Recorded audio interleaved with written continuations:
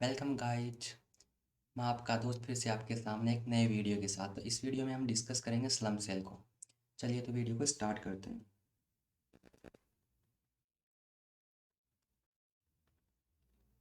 तो देखिए, सबसे पहले कैपिटल गेन कब लगता है, तो कैपिटल गेन के बारे में समझते हैं। कैपिटल गेन लगने के लिए दो बेसिक कंडीशन होती है। सबसे पहले एक कैपिटल असेट होनी चाहिए, सेकंड उस असेट का ट्रांसफ़र होना चाहिए। अब काफ़ी बार ऐसा होता है कि या तो वो कैपिटल असेट ही नहीं होती, या फिर कैपिटल असेट है लेकिन उसका ट्रांसफ़र नहीं है। मतलब ट्रांसफ़र हो रहा है लेकिन वो ट्रांसफ़र की डेफिनेशन में फॉल नहीं करती है, तो उस केस में कोई कैपिटल गेन नहीं आएगा। कैपिटल गेन आने के लिए कैपिटल असेट भी होनी चाहिए और उस असेट का ट्रांसफ़र भी होना चाहिए, तभी कैपिटल गेन आएगा। अब देखिए, एक एग्जांपल से इसको और समझते हैं। एक अक्स लिमिटेड है और एक वाई लिमिटेड है। अक्स लिमिटेड की एक डिवीजन है ए डिवीजन। उस ए डिवीजन में ना काफ़ी सारी असेट्स और लायबिलिटीज़ हैं। उस ए डिवीजन में काफ़ी सारी असेट्स और लायबिलिटीज़ हैं। देखिए, कुछ लैंड एंड बिल्डिंग असेट्स में क्या क्या दे रखा है, लैंड एंड बिल्डिंग दे रखी है। उसके बाद में आपको कुछ शेयर्स एंड सिक्योरिटीज़ दे रखी हैं। कुछ अदर असेट्स भी इसमें दे रखी हैं। उसके बाद में लायबिलिटीज़ भी दे रखी हैं। तो अक्स लिमिटेड क्या कर रही है, अक्स लिमिटेड अपने इस डिवीजन की कुछ असेट्स को वाई लिमिटेड को ट्रांसफ़र कर रही है। कुछ लैंड एंड बिल्डिंग ट्रांसफ़र की, लैंड एंड बिल्डिंग कितने में ट्रांसफ़र की, 20 लाख में। अदर एसेट ट्रांसफ़र की, अदर एसेट ट्रांसफ़र की कितने में ट्रांसफ़र की, 30 लाख में। तो ये जो ट्रांसफ़र है वो कौन सा ट्रांसफ़र है, नॉर्मल कैपिटल गेन के अकॉर्डिंग ट्रांसफ़र है। क्योंकि यहाँ पे क्या हो रहा है, यहाँ पे इंडिविजुअल असेट ट्रांसफ़र हो रही है और इंडिविजुअल प्राइस पर ट्रांसफ़र हो रही है। इंडिविजुअल असेट भी ट्रांसफ़र हो रही है और इंडिविजुअल प्राइस पर ट्रांसफ़र हो रही है। तो उस केस में कैपिटल गेन किस अकॉर्डिंग कंप्यूट होगा, तो उसका फॉर्मेट दे रखा है सेक्शन 48 के अंदर। सेक्शन 48 में फॉर्मेट दे रखा है। क्या फॉर्मेट दे रखा है, सबसे पहले आपका आएगा सेल कंसिडरेशन। सेल कंसिडरेशन से आपको लेस करना होता है ट्रांसफर एक्सपेंसेस, तो आपका आ जाएगा नेट सेल कंसिडरेशन। उसमें से आपको लेस करना होता है कॉस्ट ऑफ एक्विजिशन या फिर इंडेक्स कॉस्ट ऑफ एक्विजिशन, तो आपका आ जाएगा शॉर्ट टर्म या फिर लॉन्ग टर्म कैपिटल गेन। लेकिन देखिए, स्लम सेल के केस में क्या होता है, एग्जाम्पल इसी को कंटिन्यू करते हैं। एक थी अक्स लिमिटेड, एक है वाई लिमिटेड। अक्स लिमिटेड की एक डिवीजन थी, कौन सी डिवीजन थी, ए में थी कुछ assets and liabilities, land and building थी। उसके बाद में शेयर्स एंड सिक्योरिटीज थी, अदर असेट थी और लायबिलिटीज थी। इस बार क्या हो रहा है कि अक्स लिमिटेड ट्रांसफर कर रहा है, ठीक है। अक्स लिमिटेड जो है वो अपने ए डिवीजन को ट्रांसफर कर रहा है, किसको ट्रांसफर कर रहा है, वाई लिमिटेड को। लेकिन किस अमाउंट पर ट्रांसफर कर रहा है, किसी लमसम पेमेंट के लिए, जैसे 5 करोड़ के लिए ट्रांसफ़र कर रहा है। पहले वाले में क्या था, इंडिविजुअल इंडिविजुअल प्राइस के लिए ट्रांसफ़र हो रहा था, लेकिन इस बार क्या हो रहा है, लमसम पेमेंट के लिए ट्रांसफ़र हो रहा है। जब पूरे के पूरे डिवीजन को ट्रांसफ़र किया जाता है और किसके लिए, एक लमसम पेमेंट के लिए, लमसम कंसिडरेशन के लिए, तो उसको बोला जाता है स्लम सेल। उसको बोला जाता है स्लम सेल। तो यहाँ पे इंडिविजुअल इंडिविजुअल प्राइस पे ट्रांसफ़र नहीं होता, एक फिक्स अमाउंट पे, एक लमसम पेमेंट पे ट्रांसफ़र होता है। अब देखिए, स्लम सेल के केस में कंप्यूटेशन कैसे की जाएगी, तो उसका जो सेक्शन 48 के अंदर जो फॉर्मेट था, सेम उसी के अकॉर्डिंग इसका फॉर्मेट रहने वाला है। सबसे पहले क्या था, सेल कंसिडरेशन, उसमें से ट्रांसफर एक्सपेंसेस को लेस किया तो क्या आ गया, नेट सेल कंसिडरेशन। उसमें से आपने क्या लेस की, कॉस्ट ऑफ एक्विजिशन या फिर इंडेक्स कॉस्ट ऑफ एक्विजिशन, तो ये फिर क्या आ जाएगा, कैपिटल गेन, शॉर्ट टर्म या फिर लॉन्ग टर्म कैपिटल गेन आ गया आपका, ठीक है। लेकिन अब स्लम सेल में कैसे कंप्यूट करते हैं, स्लम सेल के अंदर, स्लम सेल के अंदर कैसे कंप्यूट करते हैं कैपिटल गेन को, तो से फॉर्मेट सेम ही रहने वाला है। सेल कंसिडरेशन, उसमें से ट्रांसफर एक्सपेंसेस लेस करेंगे तो आपका आ जाएगा नेट सेल कंसिडरेशन। उसमें से आपको लेस करना है कॉस्ट ऑफ एक्विजिशन को, तो आपका आ जाएगा शॉर्ट टर्म या फिर लॉन्ग टर्म कैपिटल गेन, ठीक है। अब शॉर्ट टर्म कैपिटल गेन होगा कि लॉन्ग टर्म कैपिटल गेन होगा, वो डिपेंड करेगा पीरियड ऑफ होल्डिंग पे। पीरियड ऑफ होल्डिंग पे अगर अक्स लिमिटेड ने, देखिए, अगर अक्स लिमिटेड ने इस डिवीजन को होल्ड किया है अप टू 3 ईयर्स तक, तो आपका जो कैपिटल गेन आएगा वो आएगा शॉर्ट टर्म। कौन सा कैपिटल गेन आएगा, शॉर्ट टर्म, इस डिवीजन को ट्रांसफर करने पे। अगर अक्स लिमिटेड ने इस डिवीजन को होल्ड किया मोर देन 3 ईयर्स के लिए, तो वो आ जाएगा लॉन्ग टर्म कैपिटल गेन। तो वो डिपेंड करता है पीरियड ऑफ होल्डिंग पे, अगर लेस देन 3 ईयर या अप टू 3 ईयर है तो उस केस में शॉर्ट टर्म, अगर एक्सीड 3 ईयर को एक्सीड करिए तो उस केस में लॉन्ग टर्म। अब देखिए, इसके अलावा हमें दो पॉइंट और भी हम कंप्यूट करने होते हैं, एक आपका सेल कंसिडरेशन, इसके अलावा आपका कॉस्ट ऑफ एक्विजिशन। अब देखिए, कॉस्ट ऑफ एक्विजिशन में भी एक स्पेशल पॉइंट है, यहाँ पे ओनली कॉस्ट ऑफ एक्विजिशन दे रखा है, इंडेक्स कॉस्ट ऑफ एक्विजिशन नहीं दे रखा। तो स्लम सेल के अंदर कभी भी इंडेक्सेशन का बेनिफिट आपको नहीं मिलता है, हमेशा कॉस्ट ऑफ एक्विजिशन को ही लेस करना पड़ेगा, इंडेक्स कॉस्ट ऑफ एक्विजिशन को आप लेस नहीं कर सकते। ठीक है, तब सेल कंसिडरेशन कैसे कंप्यूट करते हैं उसको समझते हैं। ठीक है, तो आपको दो ही आइटम कंप्यूट करने हैं, एक सेल कंसिडरेशन, दूसरा cost of acquisition. Cost of acquisition को अदर वर्ड में आप नेटवर्थ भी बोल सकते हो, उसको नेटवर्थ भी बोल सकते हैं। तो सबसे पहले सेल कंसिडरेशन की कंप्यूटेशन को सीखते हैं। देखिए सेल कंसिडरेशन में क्या होता है, आपको दो एफ दे रखी हैं, फेयर मार्केट वैल्यू 1 और फेयर मार्केट वैल्यू 2। तो FMV1 और FMV2 इन दोनों का जो भी हायर होगा, इन दोनों का जो भी हायर होगा वो क्या बनेगा आपका सेल कंसिडरेशन। अब ये FMV1 और FMV2 के हैं, इसको समझते हैं। तो देखिए हम हमारे पुराने वाले एग्जाम्पल में ही वापस आते हैं एक बार। देखिए यहाँ पे क्या हो रहा था कि अक्स लिमिटेड ट्रांसफ़र कर रही है, ठीक है, अक्स लिमिटेड जो है वो ए डिवीजन को ट्रांसफ़र कर रही है। अब किस किस को ट्रांसफ़र कर रही है, कुछ असेट्स और कुछ लायबिलिटीज़ को। तो ए लिमिटेड ने लैंड ट्रांसफ़र की, शेयर्स एंड सिक्योरिटीज़ ट्रांसफ़र किए, अदर एसेट ट्रांसफ़र की और लायबिलिटीज़ भी ट्रांसफ़र की। तो ये किस अमाउंट पे ट्रांसफ़र करेगी, इसकी अमाउंट की क्या होगी, उसका मेजरमेंट कैसे करेंगे, वही क्या होती है आपकी FMV1।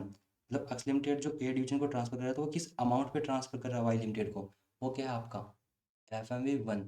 और FMV2 क्या है, भाई ट्रांसफ़र किया है वाई लिमिटेड को तो बदले में वाई लिमिटेड भी कुछ ना कुछ तो पे करेगा, तो आपको कंसिडरेशन मिलेगा। ठीक है, क्या मिलेगा आपको कंसिडरेशन, कहाँ से मिलेगा, वाई लिमिटेड से, जो डिवीजन ए ट्रांसफ़र किया उसके बदले कंसिडरेशन मिलेगा।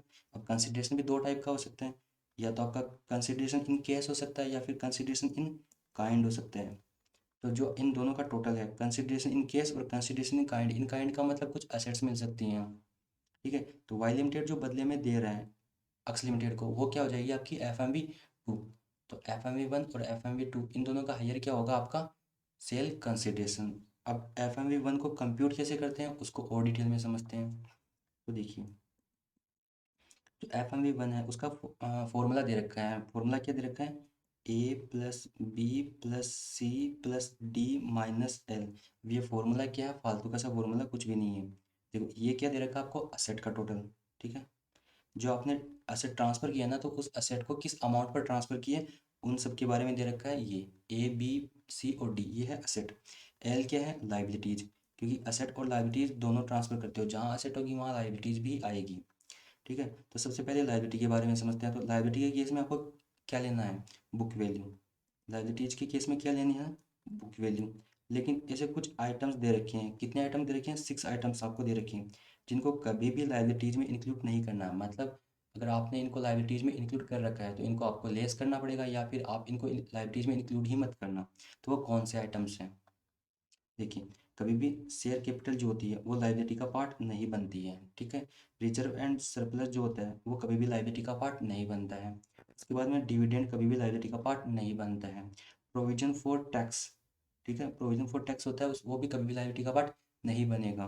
उसके बाद में प्रोविजन फॉर अनसर्टेन लाइबिलिटी, ठीक है, वो भी कभी लाइबिलिटी का पार्ट नहीं बनेगा। उसके बाद में एक होती है आपकी कंटीजेंट लायबिलिटी, कंटीजेंट लायबिलिटी वो भी कभी लायबिलिटी का पार्ट नहीं बनेगा। तो इन सिक्स आइटम्स के अलावा जो भी लायबिलिटी दे रखी है उसको किस अमाउंट पे लेना है, बुक वैल्यू पे, उसको किस अमाउंट पे लेना है, बुक वैल्यू पे। तो लायबिलिटी यहाँ पे हो गई हमारी ख़त्म। अब आते हैं असेट पे। तो देखिए असेट में क्या क्या दे रखा है। अब असेट में क्या था, एट जो डिवीजन ट्रांसफर कर रहा है उसमें कुछ असेट्स थी, कौन कौन सी असेट्स थी, उसमें कौन कौन सी असेट्स हो सकती हैं, देखो एक हो सकती है आपकी लैंड एंड बिल्डिंग हो सकती है, कुछ शेयर्स एंड सिक्योरिटीज हो सकती हैं, कुछ ज्वेलरी एंड आर्टिस्टिक वर्क हो सकता है, और एक हो सकती है अदर एसेट। ये चार टाइप की कैटेगरी बना रखी है, A B C D। अब देखिए इनमें कौन कौन सी एसेट हो सकती हैं, कुछ immovable property, land and building का मतलब इमूवेबल प्रॉपर्टी। तो इमूवेबल प्रॉपर्टी के केस में कौन सी अमाउंट लेनी है आपको, स्टाम्प ड्यूटी वैल्यू। कौन सी अमाउंट लेनी है, स्टाम्प ड्यूटी वैल्यू। उसके बाद में शेयर्स एंड सिक्योरिटीज हो सकते हैं, जो आप ट्रांसफर कर रहे हो ना डिवीजन वाई को, उसमें क्या हो सकता है, लैंड एंड बिल्डिंग हो सकती है, मतलब इमूवेबल प्रॉपर्टी। इमूवेबल प्रॉपर्टी के केस में कौन सी अमाउंट लेनी है, स्टाम्प ड्यूटी वैल्यू। कुछ शेयर्स एंड सिक्योरिटीज हो सकते हैं, तो शेयर्स एंड सिक्योरिटीज के केस में क्या लेनी है, fair market value. Jewellery and artistic work हो सकता है, तो उस केस में क्या लेनी है, ओपन मार्केट वैल्यू। और कुछ हो सकती हैं अदर एसेट, मतलब इन तीन एसेट के अलावा जो भी अदर एसेट है उसकी क्या लेनी है, बुक वैल्यू। उसकी क्या लेनी है, बुक वैल्यू। ठीक है, तो ये हो गई हमारी FMV1 कंप्लीट। आगे FMV2 को डिस्कस करते हैं। FMV2 FMV2 क्या था, जो वाई लिमिटेड बदले में कंसिडरेशन पे कर रही है, वाई लिमिटेड जो बदले में कंसिडरेशन पे कर रही है वो क्या है हमारा FMV2। अब FMV2 का भी एक फॉर्मूला दे रखा है, वो फॉर्मूला क्या बोलते हैं, E+F+G+H। ठीक है, ये 4 टाइप का आपको कंसिडरेशन रिसीव हो सकता है। अब इसमें एक क्या था, कंसिडरेशन किस में था, केस में, और कंसिडरेशन इन काइंड। तो जो ई है ना वो आपका कंसिडरेशन इन केस है, और ये बाकी का जो भी है वो है कंसिडरेशन इन काइंड। जो केस का है वो तो उसको केस का एज इट इज उठा लेंगे, ठीक है। तो ई का मतलब हो गया आपका जो केस है उसको एज इट इज उठा लेंगे। उसके बाद में ऐप का मतलब क्या होता है, ऐप का मतलब होता है कुछ शेयर्स एंड सिक्योरिटीज हो सकती हैं, ठीक है। शेयर्स एंड सिक्योरिटीज जब मिल रही हैं वाई लिमिटेड लिमिटेड से कंसिडरेशन के केस में, तो उस टाइम पे उसकी वैल्यू लेनी है फेयर मार्केट वैल्यू। उसके बाद में जी का मतलब होता है इमूवेबल प्रॉपर्टी, ठीक है। इमूवेबल प्रॉपर्टी, इमूवेबल प्रॉपर्टी के केस में क्या लेना होता है, स्टाम्प ड्यूटी वैल्यू। उसके अलावा अदर एसेट, ठीक है। तो ई में आ गया आपका केस। उसके बाद ऐप का मतलब हो गया शेयर्स एंड सिक्योरिटीज। तो केस का तो एसेट एज इट इज हमें केस उठा लेना है, उसका ने फेयर मार्केट वैल्यू लेनी है शेयर्स एंड सिक्योरिटीज के केस में। उसके बाद इमूवेबल प्रॉपर्टी के केस में क्या लेनी है, स्टाम्प ड्यूटी वैल्यू। और अदर एसेट के केस में क्या लेनी है, ओपन मार्केट वैल्यू। क्या लेनी है, ओपन मार्केट वैल्यू। देखिए FMV1 के अंदर आ जाओ एक बार। FMV1 में हमें क्या लेना था, अदर एसेट के केस में क्या लिया था, बुक वैल्यू। अदर एसेट के केस में क्या लिया था, बुक वैल्यू। लेकिन FMV2 में क्या होता है, FMV2 में अदर एसेट के केस में क्या लेना है, ओपन मार्केट वैल्यू। क्या लेना है, ओपन मार्केट वैल्यू। यहाँ हम ले रहे थे बुक वैल्यू और यहाँ लेना है ओपन मार्केट वैल्यू। इस अकॉर्डिंग आपकी FMV1 और FMV2 इन दोनों में जो भी हाइयर आएगा वो क्या बन जाएगा, आपका सेल कंसिडरेशन। ठीक है, समझ आया इतना। आगे देखिए, अब एक दो आइटम आपको कंप्यूट करने थे, सेल कंसिडरेशन उसको कंप्यूटेशन हमने सीख ली। उसके अलावा नेक्स्ट जो आइटम सीखना है वो सीखना है आपको cost of acquisition. Cost of acquisition को अदर वर्ड में हम बोल सकते हैं नेटवर्थ। नेटवर्थ, अब नेटवर्थ का मतलब क्या होता है, असेट, असेट में से आपको लेस करना है लाइबिलिटीज, ठीक है। असेट में से लाइबिलिटीज लेस करोगे तो क्या आ जाएगा आपका नेटवर्थ। देखिए एक बार पुरानी बैलेंस शीट बनाते हैं। बैलेंस शीट में क्या होता है, इधर आपकी ये असेट दे रखी है तो ये आपका असेट का टोटल, इधर आपकी आती है लाइबिलिटी तो ये आता है लाइबिलिटी का टोटल, ठीक है। तो असेट और लाइबिलिटी दोनों का टोटल क्या होता है, इक्वल। अब हमें क्या कंप्यूट करनी है, नेटवर्थ। हमें क्या कंप्यूट करनी है, नेटवर्थ। हमें ये वाला पोर्शन कंप्यूट करना है, लेकिन ये वाला पोर्शन कंप्यूट कैसे करें, तो इस टोटल वाले पोर्शन में से हम क्या कर रहे हैं, टोटल वाले पोर्शन क्या है, ये असेट, असेट में से ये वाली लाइबिलिटी लेस कर रहे हैं, तो ऑटोमेटिकली ये वाला पोर्शन कंप्यूट हो जाएगा। ये वाला पोर्शन कौन सा है, नेटवर्थ। हमें ये नेटवर्थ ही तो चाहिए, इसीलिए हम क्या कर रहे हैं, टोटल असेट में से क्या कर रहे हैं, लाइबिलिटी को लेस कर रहे हैं। लाइबिलिटी लेस करते क्या आ जाएगी, हमारी नेटवर्थ आ जाएगी, और हमें नेटवर्थ ही तो कंप्यूट करनी है। नेटवर्थ ही क्या हो जाएगी, हमारी कॉस्ट ऑफ एक्विजिशन। और इसका इंडेक्सेशन कभी होगा नहीं, क्योंकि स्लम सेल में इंडेक्सेशन का बेनिफिट नहीं मिलता है। तो देखो इसको कंप्यूट कैसे करते हैं उसको डिटेल में समझते हैं। तो देखिए अब यहाँ पे दे रखी है आपकी असेट, और असेट में से आपको लेस करनी है लाइबिलिटी। तो सबसे पहले लाइबिलिटी को समझते हैं। लाइबिलिटी के केस में कौन सी अमाउंट लेनी है आपको, बुक वैल्यू। कौन सी लेनी है, बुक वैल्यू। लेकिन कुछ ऐसी लाइबिलिटीज़ भी होती है जिनको इंक्लूड नहीं करना होता है लाइबिलिटीज़ में। अगर इंक्लूड कर रखा है तो उसको लेस करना है, या फिर उनको इंक्लूड ही नहीं करना है। ठीक है, तो कौन सी लाइबिलिटीज पहले हम डिस्कस कर चुके हैं, कौन सी ऐसे आइटम्स होते हैं जिनको लाइबिलिटीज में इंक्लूड नहीं करना है, जैसे शेयर कैपिटल हो गया, डिविडेंड हो गया, उसके बाद में रिजर्व एंड सरप्लस हो गया, और भी कुछ लाइबिलिटीज थी, वो 6 आइटम बताए थे ना। ऐसी कोई भी लाइबिलिटी है तो उसको लाइबिलिटीज में इंक्लूड नहीं करना है, जैसे प्रोविजन फॉर टैक्स हो गया, अनसर्टेन लाइबिलिटी होगी, उसके अलावा प्रोविजन फॉर कंटीजेंट लाइबिलिटी हो गया। तो इन सबको इंक्लूड नहीं करना है लाइबिलिटीज में। और लाइबिलिटी के केस में क्या रखनी है, बुक वैल्यू। अब बात करते हैं असेट की। तो देखिए असेट को ना 4 पार्ट में डिवाइड कर रखा है। असेट को कितने पार्ट में डिवाइड कर रखा है, 4 पार्ट में। सबसे फर्स्ट बता रखा है कि असेट कौन सी हो सकती है, डेप्रीसिएबल असेट। कौन सी हो सकती है, डेप्रीसिएबल असेट। अगर डेप्रीसिएबल असेट है तो उस केस में क्या लेनी है, उसकी WDV। क्या लेनी है, WDV। और WDV किसके अकॉर्डिंग लेनी है, as per income tax. As per income tax मतलब यहाँ पे कंपनीज एक्ट के अकॉर्डिंग जो WDV दे रखी है ना वो नहीं लेनी। कौन सी WDV लेनी है आपको, इनकम टैक्स के अकॉर्डिंग WDV लेनी है। किस केस में, डेप्रीशियल असेट के केस में। नेक्स्ट आपके असेट का टाइप किस अकॉर्डिंग हो सकता है, सेक्शन 35 AD की असेट हो सकती है। सेक्शन 35 AD की असेट। देखिए सेक्शन 35 AD जब PGBP की इनकम कैलकुलेट करते हैं तो उस टाइम पे क्या होता है, सेक्शन 35 AD का हमें 100% बेनिफिट मिलता है। तो जब हमने ऑलरेडी इस कॉस्ट का बेनिफिट ले लिया तो फिर हमारी कॉस्ट क्या आएगी, नील। क्योंकि PGBP में हमने 100% डिडक्शन ले ली ना, तो फिर कॉस्ट क्या बची, नील। उसके बाद में नेक्स्ट असेट का टाइप दे रखा है कि self generated goodwill. Self generated goodwill, तो सेल्फ जनरेटेड गुडविल के केस में क्या होता है, देखिए कोई भी खर्चा करोगे तब वो कोस्ट कॉस्ट का पार्ट बनेगा, लेकिन जब कुछ खर्चा ही नहीं किया तो वो कॉस्ट का पार्ट कैसे बनेगा। तो जब कुछ खर्चा ही नहीं किया, ये तो सेल्फ जनरेटेड है ना, तो इसकी कॉस्ट क्या आएगी, नील। सेल्फ जनरेटेड गुडविल के केस में क्या आएगी, नील कॉस्ट।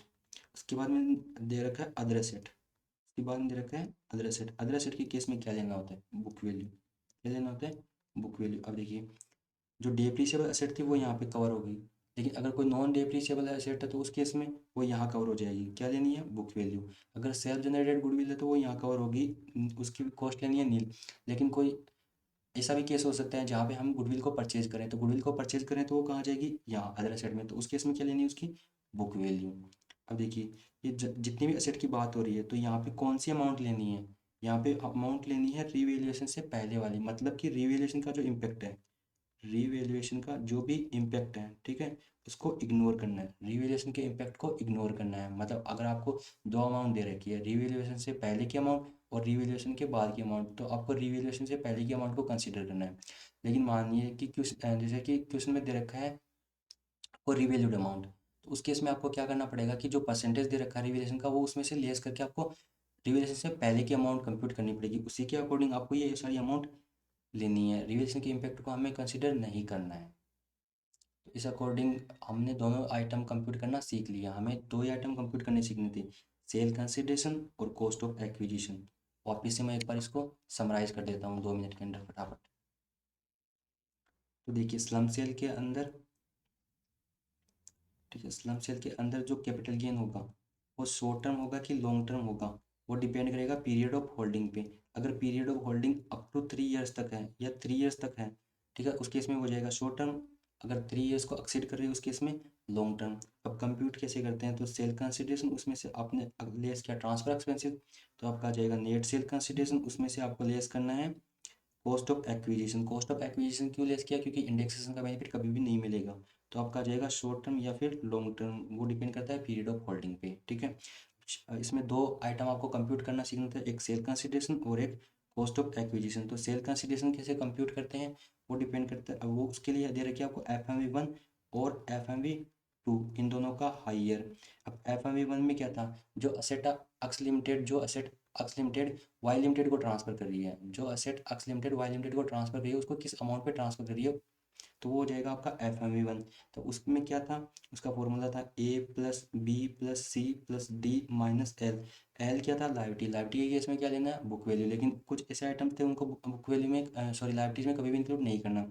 उसके बाद में क्या था, असेट में क्या था आपका इमूवेबल प्रॉपर्टी। इमूवेबल प्रॉपर्टी में क्या था, स्टाम्प ड्यूटी वैल्यू, तो वो हो गया आपका डी।